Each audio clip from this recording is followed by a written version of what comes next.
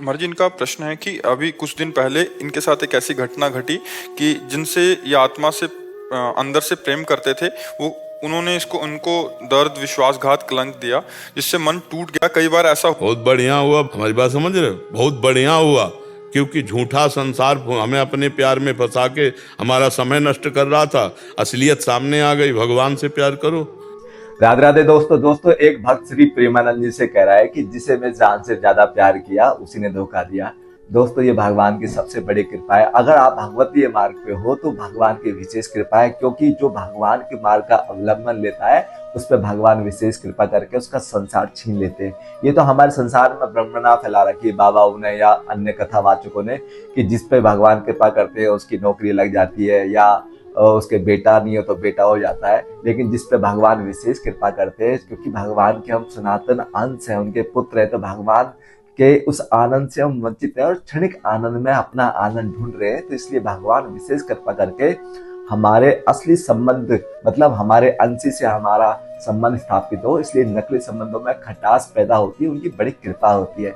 लेकिन जो भक्त होता है ना, वो सचेत हो जाता है, लेकिन जो संसारिक होता है वो अचेत ही रहता है। क्यों? क्योंकि वो संसार के ये जो होती है ना चीजें, संसार में इस प्रकार के मन मुटाव या इस प्रकार का धोखा, वो बेचारा समझ नहीं पाता, क्योंकि उसे तत्व ज्ञान की कमी है। और जैसे कि महाराज जी ने भी बोला, प्रेमानंद जी महाराज जी ने, कि अगर तुलसीदास जी की घरवाली उनको ये नहीं कहती कि हाड़ मास की देह ममता में इतनी प्रीति, याते आदि जो राम में अवश्य मिटे भवभीति, तो तुलसीदास जी एक महान संत नहीं बन पाते, क्योंकि उनकी उस स्त्री में जो आसक्ति थी। और स्त्री ने जैसे उनको कहा कि यार इस देह के लिए आप कितनी आसक्ति, इससे अगर आदि भगवान में होती तो आप तो भगवत प्राप्त महापुरुष होते। तो उन्होंने कहा अब मैं भगवत प्राप्त महापुरुष होकर ही दिखाऊंगा। और उन्होंने राम की ऐसी भक्ति करी कि रामचरितमानस उन्होंने लिख डाली। तो ये सब क्या है कि जो भगवान की विशेष कृपा होती है ना, क्योंकि भगवान का एक ना करुणा शक्ति होती है, वो हम जीवों पर वो करुणा करके संसार की वास्तविकता का ज्ञान कराते हैं। क्योंकि अगर हमें संसार की वास्तविकता का ज्ञान नहीं होगा, अगर संसार के भ्रम जाल में पड़े रहेंगे, तो हम भगवान से प्रेम नहीं कर पाएंगे। क्यों? क्योंकि हम थोड़ा आगे बढ़ेंगे फिर पीछे आ जाएंगे, आगे बढ़ेंगे पीछे आ जाएंगे। यही तो चल रहा है। जिस दिन हमें संसार की वास्तविकता का ज्ञान हो जाएगा कि सब स्वार्थी है, सबका स्वार्थ क्या है? स्व मतलब आत्मा, आत्मा का अर्थ क्या है? आनंद। सबका स्वार्थ क्या? आनंद प्राप्ति। सब अपने अपने आनंद के लिए, अपने अपने सुख के लिए सोचते हैं। वो आपके हमारे सुख के लिए नहीं सोच सकते। क्यों?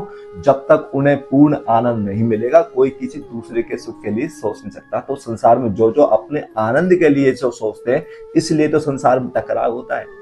शादी होती है, खूब लव मैरिज होती है, खूब एक दूसरे प्यार करते हैं, फिर कहीं टकराव होते हैं, फिर उनमें तलाक हो जाता है। क्यों? क्योंकि जहां एक दूसरे के स्वार्थ का टकराव होता है ना, वहां लड़ाई झगड़े होते हैं। लेकिन भगवान के यहाँ स्वार्थ नहीं है। हमारा जिस दिन वास्तविक स्वार्थ मतलब आत्मा, आत्मा का अर्थ परमात्मा का जिस दिन उस भक्त को आनंद मिल जाएगा ना, तो वहां क्या होता है? वहां तो सेवा होती है, मतलब भगवान के सुख के लिए जाना। और संसार में क्या होता है? सब अपने सुख के लिए जाते हैं। इसलिए भगवान विशेष कृपा करके उसको संसार की वास्तविकता का ज्ञान करा के अपनी ओर अभिमुख करना चाहते हैं, अपनी ओर सम्मुख करना चाहते हैं। इसलिए लेकिन संसार में ये तो होते रहते हैं, फिर लोग वही नाक रगड़ते हैं। जैसे कुत्ता होता है ना, कुत्ते को डंडा मारो तो वो दूर जाके गुर्राता है, लेकिन जैसे ही उसको रोटी दिखाओ फिर आ जाता है। ठीक यही हाल हम लोगों का है। संसार के इसी तनाव में, मन मुटाव में, लड़ाई झगड़ों में हम समझ नहीं पाते, कुछ दिनों बाद फिर वही नाक रगड़ते हैं। क्यों? क्योंकि हरि का अवलंबन नहीं है, हरि का वास्तविक ज्ञान नहीं है, और वास्तविक महापुरुष का मिलन नहीं हुआ। और इसलिए भगवान कृपा करके हमें संसार की वास्तविकता का ज्ञान करा के अपने सम्मुख करना चाहते हैं, क्योंकि उनकी विशेष ममता है हम जीवों से। और इसलिए सारे क्रियाकलाप, सब कृपा भगवान की है। जय जय श्री राधे।